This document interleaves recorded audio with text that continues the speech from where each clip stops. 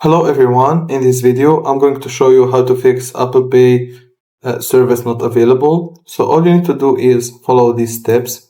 So how to fix Apple Pay account services unavailable. So first check Apple system status, go to Apple's system status page, make sure Apple Pay and wallet shows a green status, no outage.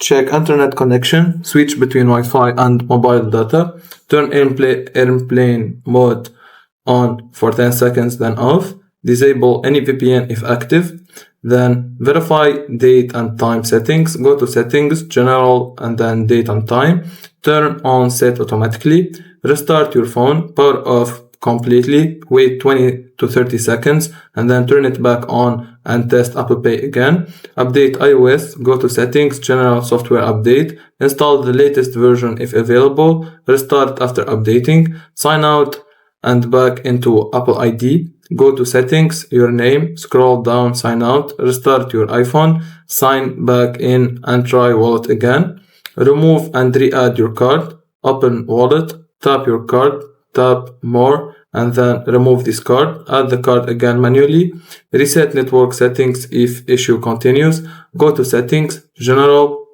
transfer or reset iPhone, tap reset network settings. This removes saved Wi-Fi passwords.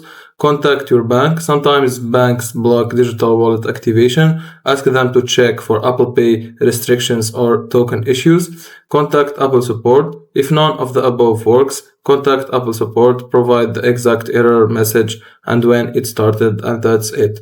If you find this video helpful, don't forget to like and subscribe, and thank you for watching.